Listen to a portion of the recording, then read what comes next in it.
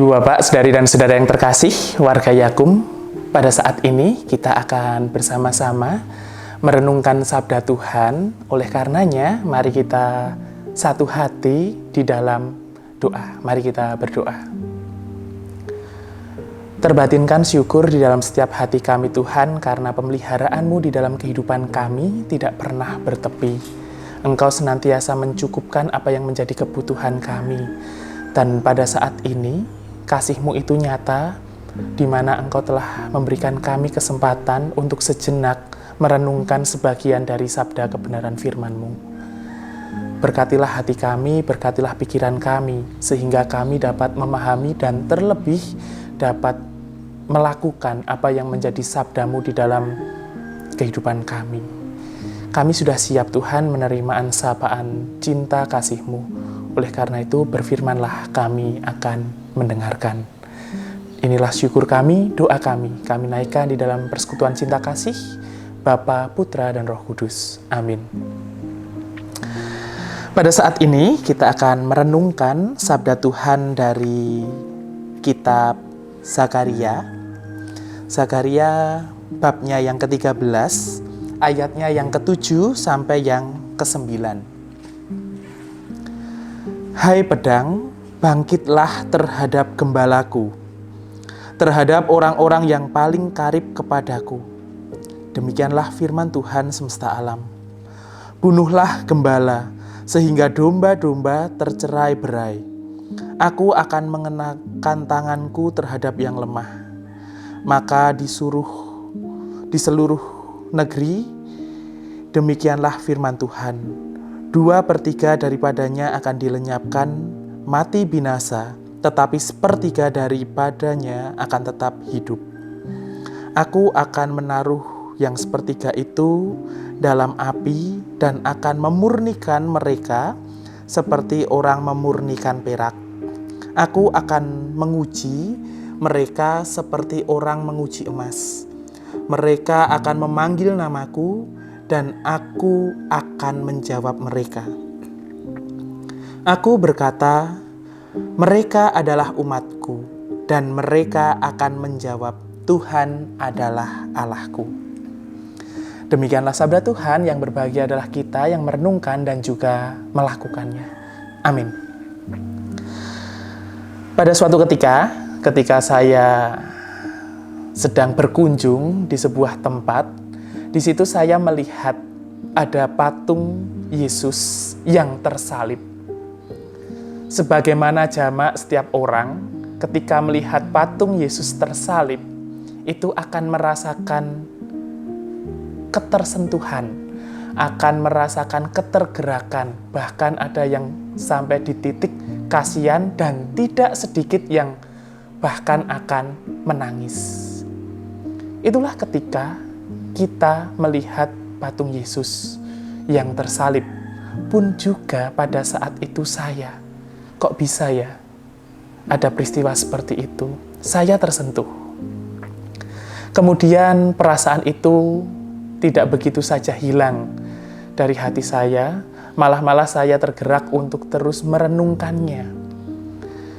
Dan saya akhirnya bertemu dengan sahabat saya, dan saya menanyakan kepada sahabat saya, mengapa ketika orang-orang melihat Yesus yang tersalib, patung Yesus, itu tergerak hatinya? Entah itu karena merasa sedih, entah itu karena dia merasakan, kok bisa ya? Gitu. Teman saya menjawab, karena kita memiliki kesadaran bahwa Yesus adalah Allah yang merupa menjadi manusia. Dan Yesus tidak sepatutnya, Yesus tidak selayaknya untuk menerima hukuman dan bahkan mati dengan cara yang demikian. Karena kesadaran itulah, maka kita selalu tersentuh ketika melihat patung Yesus. Jawaban itu menjawab sekaligus apa yang menjadi ketergerakan hati saya. Jawaban itu menjawab apa yang menjadi pertanyaan saya. Dan hal itu pula lah yang menjadi narasi di dalam kitab Zakaria, di mana Zakaria yang adalah seorang nabi mengalami penglihatan-penglihatan dan akhirnya bernubuat. Khususnya di dalam teks ini itu menceritakan bahwa Zakaria bernubuat yang mana Allah memberikan keselamatan dengan cara yang bukan dengan damai sejahtera, bukan dengan cara yang baik-baik saja menurut ukuran manusia, tetapi dengan cara yang cukup menakutkan. Di situ dituliskan, "Hai pedang, bangkitlah terhadap gembalaku. Cerai-beraikanlah domba-dombaku." Itulah yang menjadi warta, itulah yang menjadi narasi di dalam Zakaria.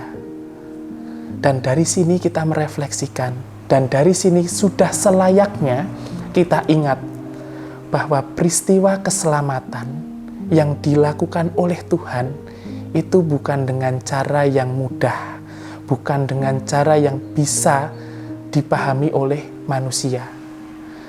Pada saat Tuhan berkarya menyelamatkan, sebagaimana di dalam kisah Injil melalui pribadi Yesus Kristus, di situ dikisahkan bahwa karya penebusan itu adalah karya yang mahal.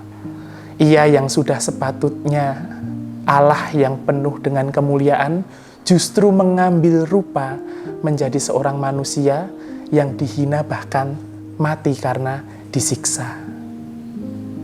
Kita, manusia yang berdosa, bagaimana melihat itu, menghayati itu? Kita yang memiliki keterbatasan ini, bagaimana merenungkan hal seperti itu? Bukankah sudah selayaknya kita yang lemah dan berdosa ini mengarahkan hati kepada Ia yang telah memberikan keselamatan bagi kita?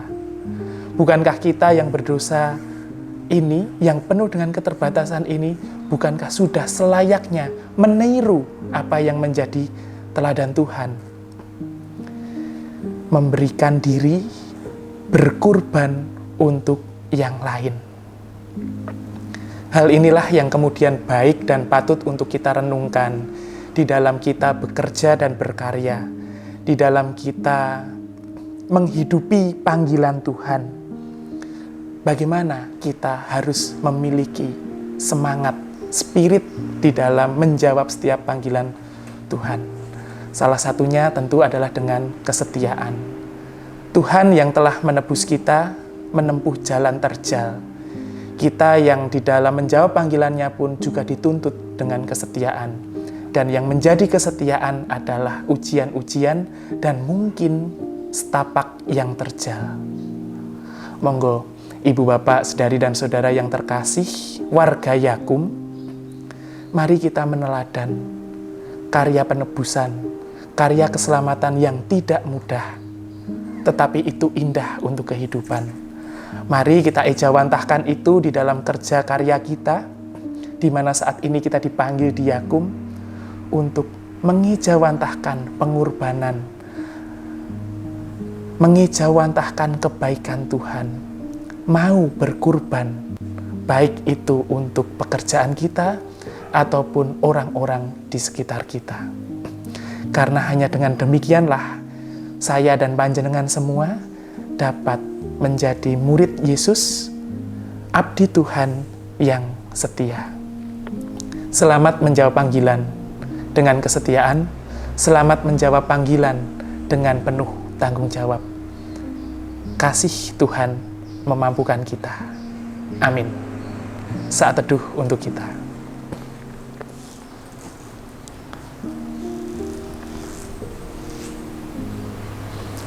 Mengucap syukur Tuhan untuk firman yang telah Engkau berikan kepada kami.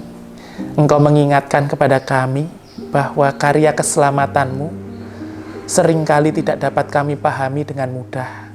Tetapi kami dapat merasakan betapa sapaanmu, betapa karya keselamatanmu itu Engkau berikan kepada kami bukan dengan cara yang cuma-cuma, tetapi dengan pengorbananmu. Tuhan, izinkanlah kami pada saat ini merenungkan karya keselamatanmu itu. Izinkanlah kami pada saat ini juga mengarahkan hati kami kepadamu, sehingga kami di dalam kerja dan karya kami dapat meneladan apa yang telah Engkau teladankan kepada kami. Engkau yang berkorban, mampukanlah kami anak-anak-Mu ini juga berkorban. Berkorban untuk kebaikan, berkorban untuk kehidupan, baik untuk diri kami, baik untuk orang-orang di sekitar kami. Sehingga di dalam kerja dan karya kami, damai sejahtera dapat kami bagikan, kehidupan dapat kami terus lestarikan. Panggilan-Mu tentu bukan hal yang mudah untuk kami lakukan, tetapi kami percaya bahwasanya Sang Roh Kudus ada memampukan kami untuk menjawab panggilan-Mu ini dengan tanggung jawab. Kami serahkan Tuhan komitmen kami ini ke dalam tangan pengasihan-Mu. Dan kami juga berdoa untuk setiap kerja dan karya kami. Kiranya melalui setiap kerja dan karya kami dapat semakin bermakna. Kami dapat berguna untuk orang-orang di sekitar kami. Berkatilah Tuhan apa yang sibuk kami kerjakan, sehingga setiap pekerjaan kami, karya kami dapat memuliakan nama-Mu. Inilah Tuhan yang menjadi seru dan syukur kami naikkan sepenuhnya di dalam nama Putra-Mu yang tunggal, Juru Selamat kami yang hidup, Yesus Kristus. Amin. Demikian Bapak Ibu yang dapat saya bagikan. Selamat berkarya, damai Kristus beserta. Amin.